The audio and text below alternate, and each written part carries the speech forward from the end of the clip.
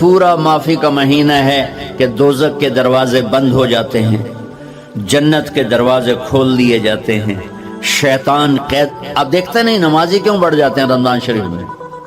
کہ وہ نامراد قید ہو جاتے ہیں. تو کسی کو زنجیروں میں باندھا ہو وہ چل تو نہیں سکتا، چھوڑ دو زنجیریں تو چل پڑے گا. تو اللہ تعالی ہم سب کی حفاظت فرمائے. کوئی دعویٰ نہ کرے، لیکن جو تھوڑا سا غفلت میں ہوتا ہے تو ایمان کمزور ہوتا ہے، انہوں تو شیطان بن کے جاؤں نہیں دینے. جمعے جاواں گے، جمعے کئی جمعہ بھی نہیں پڑھتے، عید تے جاواں گے، کوئی عید بھی نہیں پڑھتا. یہیں یہ ایک نگینہ سینما کے مالک نے بیان کروایا تھا اور اس نے بعد میں اس سینما کو گرا دیا. آج کل وہ کینیڈا میں ہوتا ہے. تو وہ سینمے کا جو تھا نا مینیجر، وہ میرے پاس آیا، کہا مولانا آج میں پہلی نماز پڑھی ہے. وہاں ہم نے مغرب کی نماز پڑھی، اس کے بعد بیان ہوا. بیان کے بعد وہ اتنا ہنگامہ ہوا کہ رش بہت تھا، تو وہاں نماز پڑھی نہیں جا سکے. ہم نے کہنے لگا میں چل رہا تھا میرے ساتھ ساتھ، مولانا آج میں پہلی نماز پڑھی.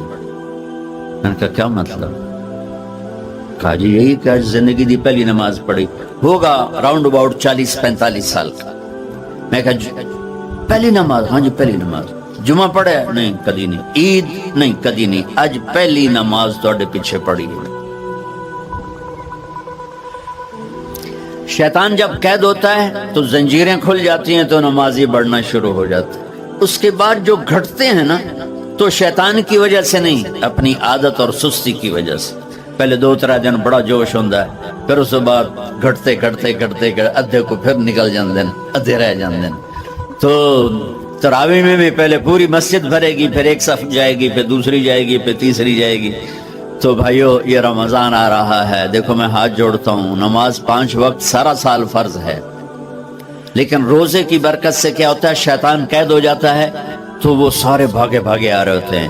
اللہ سے مانگ لو اس رمضان میں کہ یا اللہ ایسی توفیق دے کہ موت تک نماز نہ چھوٹے. رمضان میں بہت سے لوگ رشوت لینا چھوڑ دیتے ہیں کہ نہیں جی ہن رمضان شریف آ گیا. رمضان شریف بھی تو آیا ہے، لیکن اصل میں شیطان قید ہوا ہے، تو اب کہہ رہے نہیں ہن رشوت نہیں لینی، مہینے بعد لواں گے. ڈنڈی مارنے والا کہتا ہے نہیں صحیح تولنا ہے، پھر رمضان تو بعد کٹھی کسر کر لواں گے. وہ کیا وجہ ہے پیچھے؟ ایک تو رمضان کی برکات ہیں، اور ایک شیطان کا قید ہونا ہے، اور ایک جنت کے دروازوں کا کھل جانا، دوزخ کے دروازوں کا بند ہونا، اللہ کے عرش کا پہلے آسمان پہ مستقل ڈیرا ڈال دینا، اور پھر اعلان کرنا ہے کوئی بخشے چاہنے والا ہے، کوئی معافی مانگنے والا ہے، کوئی توبہ کرنے والا ہے، کوئی جنت مانگنے والا ہے، کوئی دنیا مانگنے والا. آؤ مانگو. اور ایک فرشتہ اعلان کرتا ہے اے بھلائی کے چاہنے والے شاباش آگے بڑھ، اور دوسرا فرشتہ اعلان کرتا ہے اے برائی کے کرنے والے بس کر اور واپس آ جا، بس کر اور واپس آ جا. رمضان کا مطلب ہے جل جانا. رمضان کے لفظ کا مطلب ہے جل جانا. جلنے کا مطلب کیوں ہے اس میں؟ کہ رمضان میں اللہ سارے گناہوں سے اپنے بندوں کو پاک کر دیتا ہے، اور ان کے گناہوں کو جلا دیتا ہے، جس سے وہ پاک ہو کر جو سونا آگ میں جل کے خالص ہو کے باہر آتا ہے. روزہ رکھنے والا بھوک کی آگ میں جل کے خالص ہو کے باہر آ جاتا ہے، اللہ اس کے سارے گناہ معاف فرماتا ہے. جان نال سنیں، سب سے اعلیٰ درجے کا مسلمان، میرے نبی کا جواب، جو سارا دن مصلی پہ بیٹھا رہے، جو ہر سال حج عمرہ کرے، جو مسجد سے نہ نکلے، جو رات کو قرآن پڑھے، دن میں روزے رکھے. نہیں، سنو غور سے سنو. من سلم المسلمون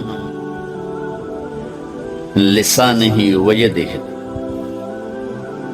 سب سے اعلیٰ درجے کا مسلمان فیصلہ بات کا وہ ہے جو اپنے مسلمانوں کو تکلیف نہ پہنچائے، جو ہاتھ اور زبان سے کسی کو تکلیف نہ پہنچائے، وہ سب سے اعلیٰ درجے کا مسلمان ہے. کیا بات! میرے نبی سے ایک صحابی نے پوچھا یا رسول اللہ ہمارے محلے میں ایک خاتون رہتی ہے، رات کو تہجد پڑھتی ہے، دن میں روزے رکھتی ہے، پر اس کی زبان بہت سخت ہے، بہت بےزتی کرتی۔ آپ نے کہا جہنم میں جائے گی۔ کہا جی ایک خاتون ہے جو نہ نفلی روزہ، لیکن اس کی زبان کا بول بڑا میٹھا ہے، کہا وہ جنت میں جائے گی۔ تو سب سے اعلیٰ درجے کا مسلمان کون ہے جو کسی کو تکلیف نہ پہنچائے؟ پھر اس نے پوچھا ای الایمان افضل، سب سے اعلیٰ درجے کا مومن کون ہے؟ تو آپ نے فرمایا حسن الاخلاق، جس کے اخلاق اچھے ہوں وہ سب سے اعلیٰ درجے کا ایمان والا ہے، کیونکہ تکلیف نہ پہنچانا اخلاق کی ایک صفت ہے، اور اخلاق کی بے شمار اقسام۔ میرے نبی نے فرمایا اچھے اخلاق 360 صفات کا نام ہے، ایک صفت بھی کسی مسلمان مرد عورت کے اندر ہوگی تو جنت میں چلا جائے گا۔ سامنے ابو بکر بیٹھے تھے، کہنے کہ یا رسول اللہ کو میرے اندر بھی ہے؟ تو آپ نے فرمایا تیرے اندر ساری ہے، ساری تیرے اندر ساری۔ تو ابتدا بھی بتا دی، انتہا بھی بتا دی، اور عبادت بھی مسلمان کو اخلاق تک پہنچاتی ہے۔ اب سنو قرآن سے، اللہ تعالیٰ انسان کسے کہتا ہے؟ ایمان والوں کو۔ ان الذین کفروا من اہل الکتاب والمشرکین فی نار جہنم خالدین فیہا اولئک ہم شر البریہ، سب سے بدترین مخلوق وہ ہے جو اللہ کو نہ مانے، جو اللہ کے دین کو نہ مانے۔ آپ نے کہا وہ سب سے بدترین مخلوق۔ تو لا الہ الا اللہ محمد رسول اللہ ہمیں انسانیت میں داخل کرتا ہے۔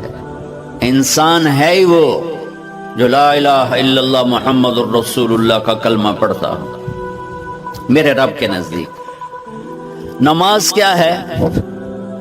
نماز کیا ہے؟ بول بھائی ہاں۔ میرا اللہ کہتا ہے ان الصلاۃ تنہا، اب بھائی نہیں چل رہا،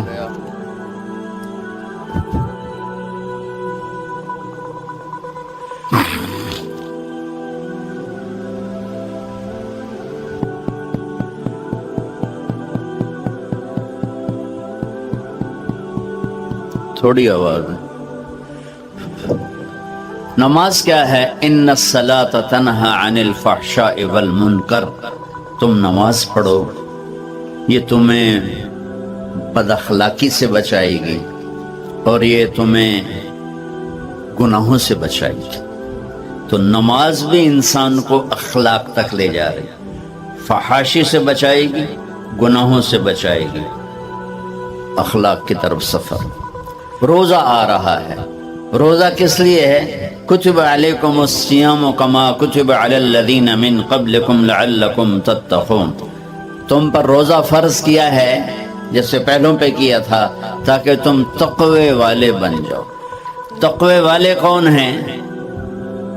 وسارعوا الی مغفرۃ من ربکم وجنۃ عرضها السماوات والارض اعدت للمتقین، کہ میرے بندو دوڑو جنت کی طرف جو تقوی والوں کے لیے۔ متقی کون ان دن تقوی والے یا اللہ کا؟ الذین ینفقون فی السراء والضراء، کا جو میرے نام پہ سخاوت کرتے ہیں، چاہے تنگ دست ہوں چاہے پیسے والے ہوں، چاہے تھوڑا مال ہوئے چاہے زیادہ مال ہوئے، وہ میرے نام پہ خرچ کر دیں۔ الکاظمین الغیظ، جو غصے کو پی جاتے ہیں، والعافین عن الناس، اور جو لوگوں کو معاف کر دیتے ہیں، اللہ تعالیٰ کہہ رہا ہے یہ تقوی والے ہیں۔ تو روزہ بھی اخلاق پہ لے جا رہا ہے۔ فمن فرض فیہن الحج فلا رفث ولا فسوق ولا جدال، میرے رب نے کہا حج کا ارادہ کر لیا ہے تو زبان کی گندی، زبان کا گندا لہجہ اور زبان کے گندے بول سے بچو، لڑائی سے بچو، گناہوں سے بچو۔ تو حج بھی میٹھے بول پہ لا رہا ہے، لڑائی سے بچنے پہ لا رہا ہے، نافرمانی سے بچنے پہ لا رہا ہے۔ خذ من اموالہم صدقۃ تطہرہم وتزکیہم بہا وصلی علیہم. میرا رب فرما رہا ہے میرے محبوب ان سے زکوٰۃ لیں اور ان کو پاک کریں اور ان کا تزکیہ کریں، ان کو ایک اچھا انسان بنائیں. زکوٰۃ ہو اخلاق بنتے ہیں، روزہ ہو اخلاق بنتے ہیں، حج ہو اخلاق بنتے ہیں، نماز ہو اخلاق بنتے ہیں، کلمہ ہو انسان بنتا ہے. یہ اتنا زور کیوں دیا ہے اخلاق پر کہ میرے بھائیو، اچھا معاشرہ جو وجود میں آتا ہے وہ ایک دوسرے کو معاف کرنے سے وجود میں آتا ہے. مسجد نماز کے لیے ہے اور نماز ایک انفرادی عمل ہے جو کر کے میں گھر چلا جاتا ہوں، دفتر چلا جاتا ہوں. پڑھوں نہ پڑھنے کا گناہ مجھ پر، پڑھنے کی نیکی مجھ پر. لیکن اگر میرے اخلاق برے ہیں، روزہ میری چیز ہے، رکھوں اجر، نہیں رکھوں پکڑ، زکوٰۃ دے دوں اجر نہ دوں پکڑ، حج کر لوں اجر نہ کروں پکڑ. صرف میری ذات سے کے گرد ہے نماز بھی، روزہ بھی، حج بھی، زکوٰۃ بھی. لیکن برے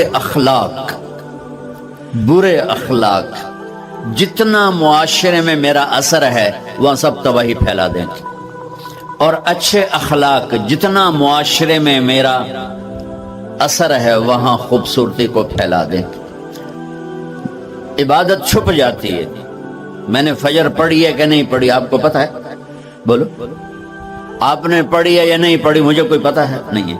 لیکن یہاں بیٹھ کے اللہ نہ کرے میں فرقہ واریت کی بات کروں، آپ سب کو پتہ چلے گا کہ نہیں چلے گا کہ مولوی اگلا آ رہا ہے؟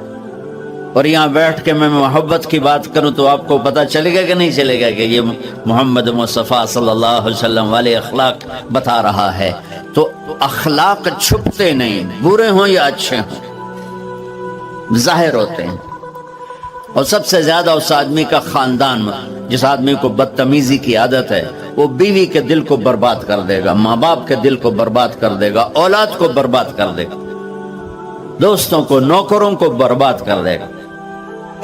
اس کے نوکر سامنے کہیں گے میاں صاحب، شیخ صاحب، سیٹ صاحب، خان صاحب، اتھے جا کے گالی کڈھن.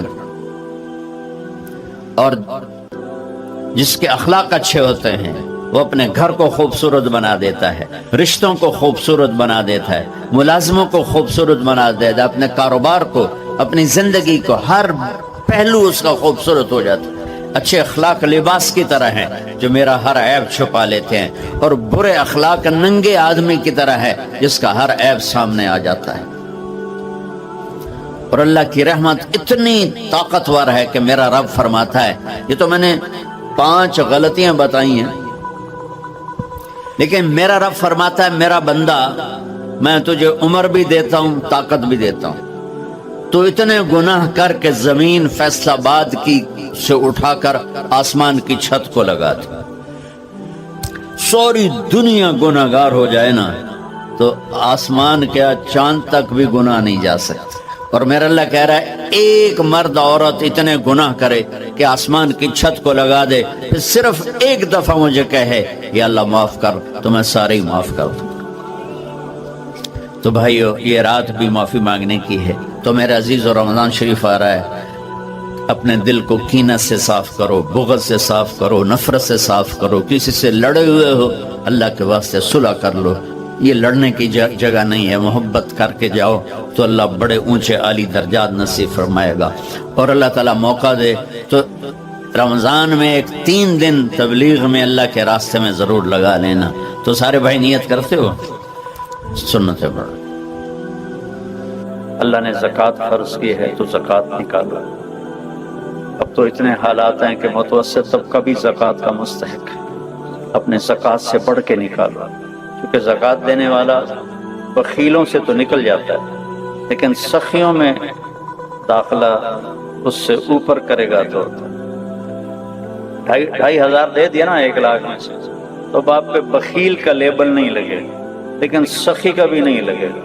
اوپر 54 خرچ کرتا تو ایک سٹیپ آپ آ جائیں، سخی بن کے زندگی گزارو. لوگوں پہ خرچ کرنے کا مزہ بہت ہے، جوڑنے کے مزے سے زیادہ لگانے کا مزہ ہے. تو رمضان آ رہا ہے، خرچ کریں، زکوٰۃ سے بڑھ کر دیں. انتہائی ضرورت مند ہیں ہمارے لوگ.